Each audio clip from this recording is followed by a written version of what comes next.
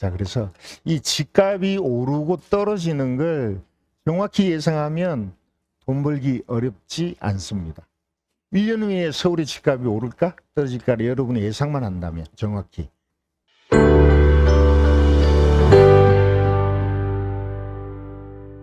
아파트 가격이 많이 곤두박질 쳤습니다. 잠깐 한번 볼까요? 최근에 좀 오르고 있죠. 가격을 나타내는 여러 가지 사이트가 많은데 여러분도 많이 보는 아실이라는 사이트가 있어요. 아파트 실거래가. 알아두시면 다 도움이 돼요. 아실이라는 게 있고요. 무료입니다. 여기 들어가서 가격의 흐름을 보면 이렇게 그림이 바로 나와요. 여러분 이 페이지에 나오는 그림이 이 그림이죠. 요걸 옮긴 겁니다. 요 그림이 KB 국민은행 부동산 사이트에 나온 통계를 가지고 만든 그림이에요. 우리나라 아파트의 매매가가 2007년, 8년 그죠? 이때 많이 올랐다가 2010년 이후로 떨어집니다. 가장 낮았던 때가 최근에 가장 낮았던 때가 2012년이에요. 언제부터 올랐나 하면 13년부터 오르기 시작했어요. 서울입니다. 전국도 거의 비슷한 내용인데 꾸준히 올랐죠. 꾸준히 오르다가 코로나 때 폭발적으로 올랐습니다. 미친 듯이 올랐습니다. 이때죠. 20년, 21년, 22년까지 너무 올랐던 게 다시 내려앉았다가 최근 들어서 또 약간 오르고 있죠. 요 밑에 있는 건 빨간 거는 전세가입니다. 전세가와 매매가는 항상 이렇게 교차를 합니다. 오르락내리락 교차를 하는데 이걸 조금 확대해서 보면 최근에 서울의 매매가는 오르고 있다. 살짝 오르고 있죠. 경기도도 살짝 오르고 있는데 요거를 좀 더 정확하게 보여주는 게 KB 통계예요. KB 통계. 여러분 자료에 보시면 KB 통계라는 게 있습니다. KB 통계. 요걸 누르면 바로 요 그림이 나와요. 요거 누르면 바로 요 그림이 나오는데 그게 요겁니다. KB 통계라는 겁니다.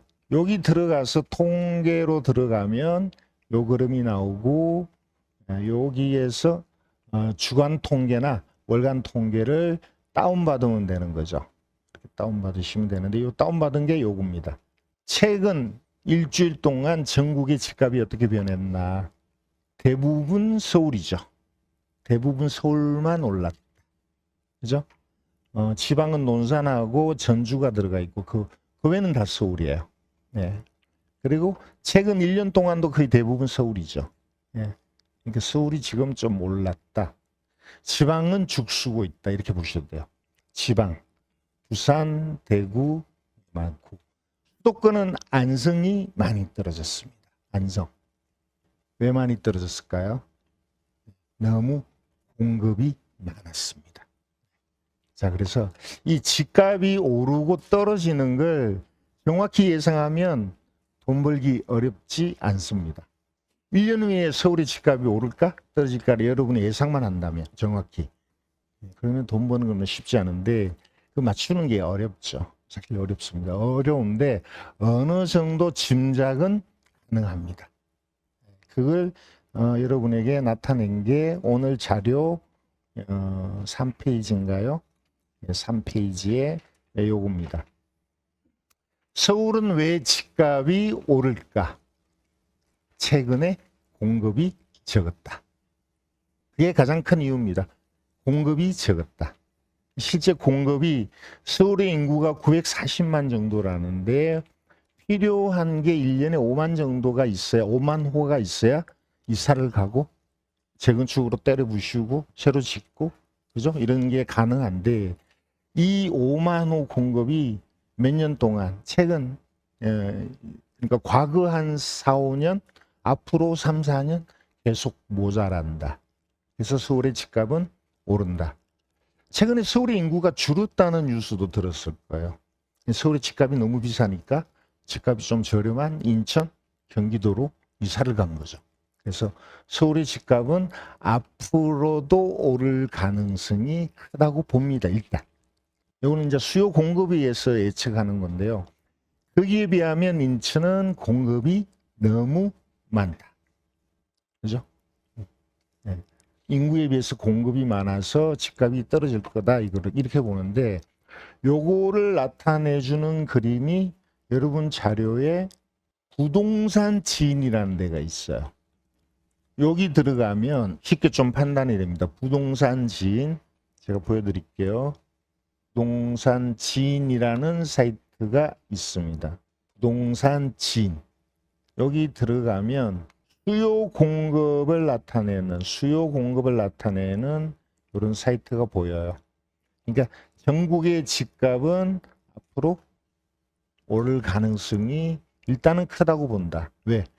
공급이 여기 빨간 게 필요한 공급량인데 그보다 많았다가 이제 내년부터는 좀 줄어든다.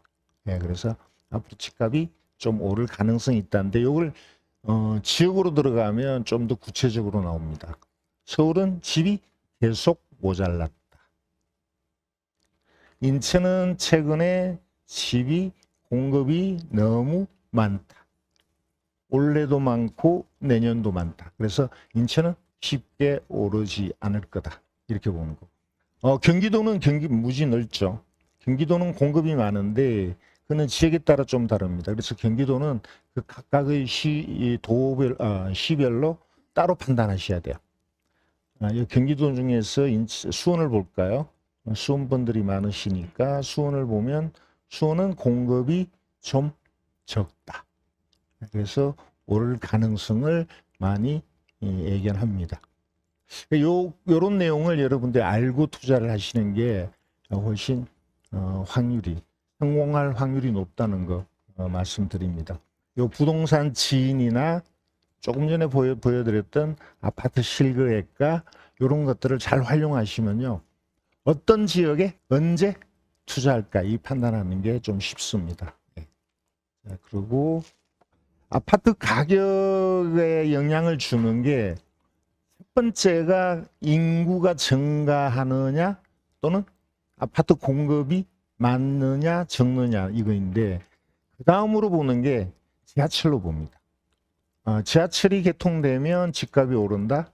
그 반대면 이제 떨어진다. 뭐 이런 것들이 있거든요. 그래서 지하철하고 관계된 뉴스를 여러분이 눈여겨보셔야 되는데 그게 미래철도라는 사이트예요. 꼭 보셔야 됩니다. 미래철도에 들어가시면 여러 가지 내용이 있는데 저는 이걸 많이 봅니다. 앞으로 어디 지하철이 개통하냐. 최근에 철도 개통한 거 여러분 기억나는 데가 있나요? 최근에 철도 개통한 거. 아주 가까이 어디요? 안중 홍성. 예, 안중 홍성이라고 하시기보다는 세선이죠. 네, 세선. 예, 요게 며칠 전에 개통했죠. 아직은 연결이 저 안산으로 다 안 됐어요. 그래서 약간은 불안전한 개통이긴 한데, 안산에서 홍성 사이의 안중, 발안, 뭐 남양 이런 쪽에 집값에 영향을 많이 끼칠 거라고 봅니다. 이런 내용을 여러분들이 알고 계시면 투자할 때 역시 도움이 된다는 거고요. 수도권에서는 지하철 개통되는 게 현재 예정된 게 여러분의 자료에는 3페이지 위에 있죠. 3페이지 위에 있는 게 제가 여기 있는 미래철도를 보고 정리한 겁니다. 그래서 3페이지를 보고 판단하실 게 아니고 미래철도를 자주 들어가서 보셔야 돼요. 수원에는 지하철 현재 공사하는 데가 어디가 있나요? 호매실 있죠. 호매실에서 광교까지 연결하는. 그게 신분당인가요? 예. 그게 개통되는 건 아직 많이 남았습니다. 그게 언제일까요? 29년이에요. 그 다음에 또 하나 있죠. 수원 쪽에 공사하고 있는 것. 인동선, 인덕은 동탄선 있습니다. 예, 그것도 27년인가요? 시간 아직 많이 남았습니다. 예, 그런 것들, 그러니까 수도권에서 집값에 영향을 많이 주는 지하철이 언제 개통되는지 이런 것들을 알아두시면 투자하는 데 도움이 된다고 봐요. 예를 들어서 인덕원 쪽에는 현재 지하철이 한 개 있죠. 4호선. 하나만 있습니다. 그죠? 근데 앞으로 몇 개가 더 생깁니다. 인덕원, 또 저기 월판선 생기고요. 그죠? 예. 또 하나 뭔가 있을 거예요. 그러니까 인덕원 쪽 아파트 투자하는 거는 계속 좋다. 이렇게 보는 거죠. 사실 인덕원에 몇 년 전에 그 KTX 문제로 급등했다가 또 폭락한 적이 한번 있긴 했었습니다만, 어쨌든 저는 인덕원이 앞으로 집값은 꾸준히 오를 거다. 이렇게 본다는 거거든요. 그래서 지하철 개통이 집값에 큰 영향을 준다는 것도 여러분 알아두시면 좋을 것 같습니다. 그런 측면에서 3페이지에 나오는 내용을 쭉 한번 볼게요. 현재 수도권의 집값은 인천이 가장 낙찰가가 낮습니다. 그 이유는 아까 설명한 대로예요. 인천은 공급이 많아서 가격이 좀 검증가가 높다. 그래서 좀 낮게 낙찰되는 경향이 있는데 앞으로는 좀 오를 가능성이 있습니다. 다른 지역에 비해서. 그리고 인천도 오르는 데는 이미 오르고 있어요. 전반적으로 인천이 떨어지는 쪽이지만 오르는 지역도 있어요. 그 오르는 지역이 어딘지를 좀 여러분이 찾는 것도 매우 중요합니다. 오늘 자료 보시면 저기 영종도 물건이 나올 거거든요. 영종도는 요즘 집값이 오르고 있습니다. 왜 그럴까? 그죠? 외국 여행 많이 가서 그렇죠. 공항이 잘 돌아가서 그런 거 아닌가요? 코로나 때 비하면 그렇지 않나요? 공항이 잘 돌아가니까. 그래서 인천이 떨어지고 있지만 가격이 그렇게 좋은 편은 아니지만 여전히 오르는 곳도 있다는 것을 감안하시는 게 좋을 것 같습니다. 그 다음에 여기 아까 인천까지는 말씀드렸고, 광역시는 저는요 올해는 부산이나 울산에 투자하시기를 저는 권합니다. 아직은 오르고 있지는 않지만 앞으로 오를 가능성을 저는 좀 봅니다. 부산이나 울산. 왜? 부산이나 울산이 많이 떨어졌고요. 공급이 많았다가 최근에 많이 줄었습니다. 그래서 앞으로 오를 가능성이 좀 있다고 봅니다. 대구는 아직도 떨어지고 있는데 내년 정도에 투자를 고려하시는 게 나쁘지 않다. 저는 이렇게 봅니다.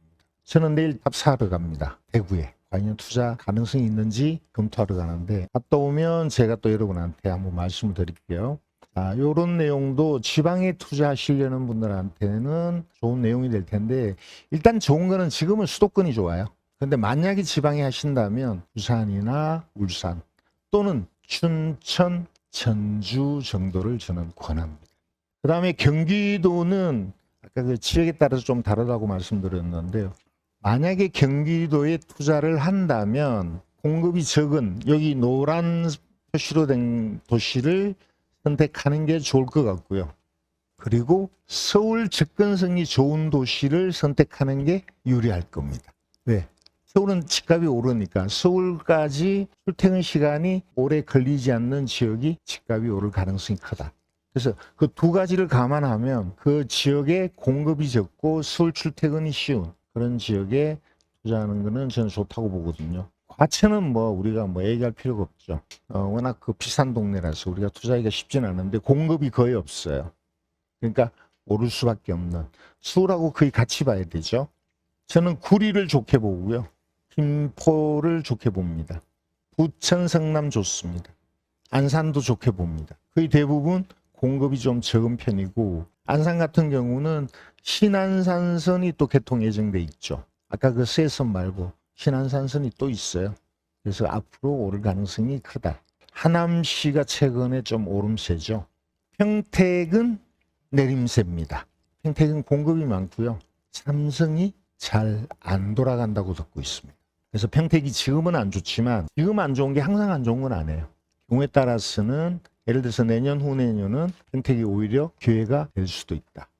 이렇게 보셔야 되겠죠. 그런 쪽으로 이 통계를 활용 한번 해보시기 바라고, 지금부터는 실제 물건을 보면서 경매 물건을 어떻게 판단해야 되는지 같이 한번 공부해 볼게요.